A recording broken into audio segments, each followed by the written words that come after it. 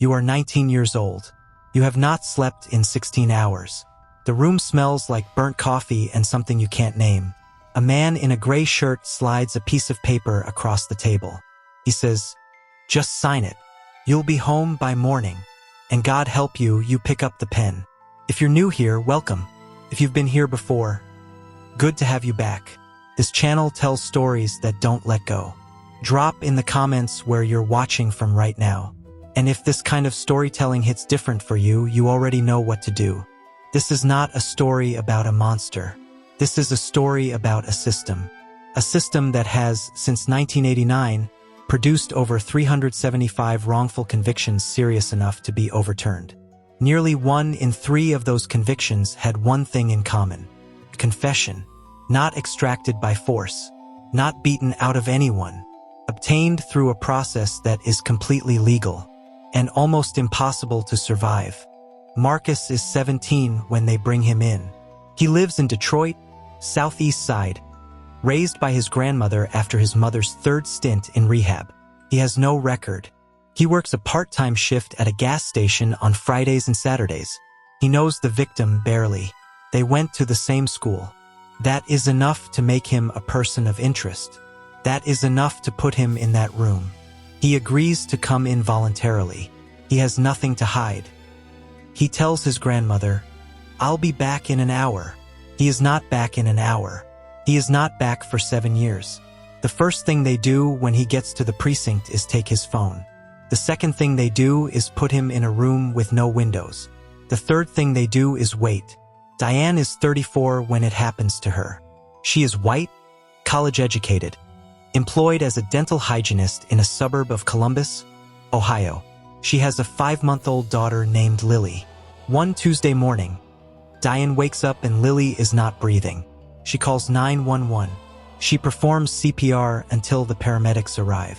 Lily is pronounced dead at the hospital at 6:43 a.m. By noon, Diane is sitting in an interrogation room. By midnight, she confesses to killing her daughter. And then there is Eddie. Eddie is 22. He has an IQ of 67. He lives with his older sister in Tulsa, Oklahoma. He is gentle. His sister's neighbors know him because he waters their plants when they travel. He is picked up in connection with a convenience store shooting he did not commit. He confesses in 40 minutes. Not because he is guilty, because he is terrified, and because no one told him he could leave. These 3 cases are not outliers. They are the architecture of a system. Before we can understand how it breaks people, we have to understand the tool it uses. It is called the Reid Technique. It was developed in the 1950s by a former Chicago police officer named John E. Reid. By the 1980s, it had become the dominant interrogation method across the United States. Tens of thousands of detectives have been trained in it. It is still being used today. The Reid Technique is not designed to find the truth. Read that sentence again. It is designed to break resistance. It begins with the assumption, before questioning even starts, that the suspect is guilty. Everything that follows is engineered to confirm that assumption. The detective controls the space. The detective controls the silence. The detective controls what the suspect believes about the evidence against them. And in the United States, the detective is legally allowed to lie. Marcus goes into that room at 11 a.m. on a Thursday. He is calm. He answers questions honestly. He tells them where he was the night of the murder. At his grandmother's, watching television. The detective nods, writes something down, then says, "We've already talked to 3 people who put you at the scene. There are no 3 people. There is no witness." But Marcus doesn't know that. And in the space between what is true and what he is told is true, the interrogation begins to work. By hour 3, Marcus has told the same story 4 times. Each time, the detective finds a new angle to press. "You said you were watching TV. What were you watching? You said your grandmother was there. Is she always home on Thursdays? You said you barely knew him, but we heard you two had an argument last month." Marcus corrects each point carefully, patiently, the way an innocent person does. The detective writes everything down, then slides a photograph across the table. It is a crime scene photo. Marcus looks away. The detective says, "Look at it." The Reid technique has a name for this phase. It is called the behavioral analysis interview. Detectives are trained to read body language, flinching, looking away, hesitation, as signs of guilt. The problem is that grief, fear, shock, and innocence produce the same physical responses as guilt. Marcus looks away from the photo because it is horrifying. The detective reads it as concealment. Marcus rubs his eyes because he has been awake since 6 a.m. The detective reads it as deception. Every human response Marcus has becomes evidence against him. He doesn't know the game. He doesn't know he is already losing. At hour 6, they bring Marcus a sandwich. White bread, processed turkey, mustard. He hasn't eaten since breakfast. He eats it in 4 bites. The detective watches him eat and says nothing. Then, when Marcus finishes, "Here's what I think happened. I don't think you went there to kill him. I think something went wrong. Arguments happen. Things escalate. This is minimization. It is a core tactic of the Reid technique. It reframes the crime as understandable, human, forgivable if you just explain." Marcus shakes his head. The detective leans forward. "Just tell me your side. Let's talk about what happens to a brain under prolonged interrogation." Sleep deprivation impairs the prefrontal cortex, the part responsible for decision-making and risk assessment. After 14 hours of sustained psychological pressure, the brain begins to prioritize the end of the threat over the accuracy of its response. In plain terms, survival mode kicks in. And survival mode does not care about a trial that will happen months from now. Survival mode cares about getting out of this room tonight. Marcus is not weak. Marcus is not stupid. Marcus is human. And his brain, by hour 9, is doing exactly what brains are designed to do. Hour 9. The detective changes his approach entirely. He sits down, not across from Marcus but beside him. He lowers his voice. He says, "I've been doing this 22 years. I can tell the difference between a bad person and a good person who made one mistake." "You're not a bad person, Marcus." He puts a hand briefly on Marcus's shoulder. He slides a new piece of paper forward. It is not a confession form. Not yet. It is a blank legal pad. "Just write down what happened that night. Your words. Take your time." Marcus stares at it. For the first time since hour 1, he almost believes the detective is on his side.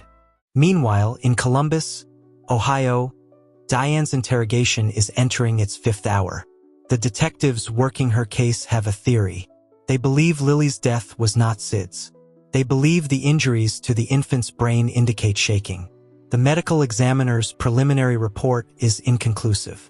But the detectives do not tell Diane it is inconclusive. They tell her it is definitive. "The doctors have confirmed it, Diane. The injuries are not accidental." She stares at them. Her daughter has been dead for 11 hours. She has not been allowed to call her husband. The female detective's next move is the one that will destroy Diane's grip on her own memory. She says, "Sometimes trauma causes us to block things out. Our minds protect us from things we can't face." She pauses. Then, "Is it possible, even possible, that something happened that you don't fully remember?" This is not a question. It is an installation. It plants a seed in a shattered, sleepless, grieving mind that has already been told the medical evidence is conclusive. Diane says, I don't think so." The detective writes something down and says, "But you're not sure." Back in Detroit, hour 13. Marcus has been awake for over 20 hours. The detective has just told him, calmly, with apparent regret, that a witness has placed Marcus at the scene. There is no witness, but he says it like it is settled, like the case is already built. "Marcus, right now the DA sees a premeditated murder. But if you help me understand what really happened, if it was an argument, if things escalated, that changes everything. That's the difference between life and maybe being home in 5 years. 5 years sounds like mercy when you are 19 and terrified and cannot think straight." Marcus does not confess yet. But he is close. He is so close. At 2:47 a.m., the confession form comes out. Not the legal pad, the actual form. The detective's tone shifts one final time. warmer than ever, almost gentle. "This is the last step, Marcus. You write down what happened, your version, and we close this out tonight. You'll be home by morning." And Marcus, who has not slept, has not eaten since that sandwich 8 hours ago, whose brain has been running on cortisol and fear for 16 hours straight, picks up the pen. He writes. Then he signs. His grandmother is still awake at home, sitting by the front door, waiting. He is not coming home by morning. He is not coming home for 7 years. There is a word psychologists use for what happened to Marcus. Compliant false confession. It means the person fully knows they are innocent. But the pressure of the immediate environment overrides every long-term calculation. The brain stops asking, what is true? Starts asking, how do I end this? This is not weakness. This is neuroscience. And the system that produces it has been running for decades without meaningful reform. Richard Leo is a criminologist at the University of San Francisco. He has spent 3 decades studying false confessions. His research, alongside psychologist Richard Offsch, produced the framework that finally gave courts a language for what interrogation rooms do to people. 3 types. 3 pathways into the same trap. The first is voluntary. The second is compliant, Marcus. The third is internalized. The third is Diane. And the third is the one that should frighten you most. An internalized false confession is not a lie. That is what makes it catastrophic. The suspect does not confess knowing they are innocent. They confess because, through sustained psychological manipulation, they have been made to doubt their own memory of reality. Memory is not a recording device. Every neuroscientist will tell you this. Memory is reconstructive. It pulls fragments together each time it is accessed. And each time it is accessed under pressure, those fragments can be rearranged. The interrogation room is, at its most dangerous, a memory rewriting machine. Diane's interrogation enters its 7th hour. She has been told 3 things that are not true. 1. That the medical examiner's report is conclusive. 2. That a neighbor heard Lily crying unusually the night before. 3. That Diane herself called her sister 2 weeks ago and said she was struggling. The third one the detective simply invented. Diane cannot immediately disprove any of it. She is exhausted, shattered, and sitting inside a system that has already decided she is guilty. The architecture of false certainty is nearly complete. The female detective tries something new. She slides a photograph of Lily across the table. Not a crime scene photo. A living photo. Lily at 3 months, in a yellow onesie, asleep. She says, "Tell me about her." Diane lowers her hands. She looks at the photograph for a long time. She starts to talk. About the way Lily smelled after a bath. About the sounds she made at 4 a.m. when she was hungry. About how Diane had been more tired than she had told anyone. And the detective writes down every word. More tired than you told anyone. The detective circles that phrase on her notepad. She reads it back to Diane. Then she says, "Exhaustion does things to people, Diane. Things they don't intend. Things they don't even fully remember doing." Diane looks up. The detective continues, "We're not here to judge you. Postpartum exhaustion is real. Sleep deprivation causes people to act outside of themselves. If something happened in a moment you weren't fully in control of, that's something a court can understand." Diane says nothing. She is staring at Lily's photograph. She is trying to remember Tuesday morning. And for the first time, the memory feels uncertain. In Tulsa, Oklahoma, Eddie's interrogation lasted 40 minutes. 40 minutes is worth understanding. The average person assumes a fast confession means guilt. 40 minutes sounds like someone who had something to confess. What it actually means is this. Eddie was never told he could leave. He was never told he had the right to an attorney. He was never told that the detective's questions were not mandatory. He answered every question because he believed answering was required. He confessed because the detective said, "If you just tell us what happened, you can go home." Eddie wanted to go home. What Eddie confessed to was this. He said he had been near the convenience store. He said he might have seen something. He said maybe he heard a sound like a gunshot, but he wasn't sure. The detective wrote it down as Suspect places himself at scene and acknowledges hearing gunfire. Eddie's own words, uncertain, frightened, offered to placate, were translated into the language of guilt. His sister called the precinct at 5 p.m. asking where he was. She was told he was being questioned and she could not speak to him. She did not know she could insist. Nobody told her either. There is a legal principle that most Americans believe protects them in this situation. Miranda writes, "You have the right to remain silent. You have the right to an attorney." But Miranda rights only apply once a person is formally placed under arrest. Before arrest, during voluntary questioning, which is what Marcus, Diane, and Eddie were all told they were doing, those protections do not automatically activate. A person can waive their rights without understanding they have them. A person can walk into an interrogation room voluntarily and have no legal protection for hours. The system is not broken. This is the system working exactly as designed. Diane signs her confession at 11:14 p.m., 11 hours after her daughter was pronounced dead. She does not confess to shaking Lily deliberately. She confesses to something more carefully worded. She says she may have handled Lily roughly during a 3 a.m. feeding, that she was exhausted, that she cannot be certain she was fully in control. The detective takes the statement, thanks her, calls it courageous. Diane is processed, charged, and placed in a holding cell before midnight. Her husband is not notified until 1 a.m. He does not believe what they tell him, but Diane's signed statement is already in the file. Let's stop and address the question every rational person asks at this point.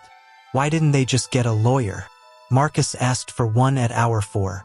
The detective said, "We can do that, but once lawyers get involved, I can't help you anymore." The DA takes over and the deal goes away. There was no deal. There never was. But Marcus didn't know that. Diane didn't ask. She was in shock and did not know she had the right. Eddie didn't understand what a lawyer was for in this context. He thought lawyers were for people who had done something wrong. He had not done anything wrong. Here is what the research shows about juries and confessions. A 1998 study by Casson and Sukkel found that even when jurors were told a confession was coerced, even when they said they discounted it, their guilty verdict rates remained significantly higher than in cases without confessions. The confession contaminates everything. It overwrites the physical evidence. It overwrites the alibi. It overwrites reasonable doubt. Because there is something lodged in human psychology that refuses to accept the premise that a person would confess to something they did not do. That assumption is not logic. It is a feeling, and feelings send innocent people to prison. Marcus's trial begins 14 months after his arrest. His public defender is handling 31 other cases simultaneously. She is not incompetent. She is overwhelmed. She files motions to suppress the confession based on the length of interrogation and denial of counsel. The motions are denied. The confession is admitted in full. At trial, the prosecution plays the audio recording of Marcus's statement. His voice, exhausted, barely audible, fills the courtroom.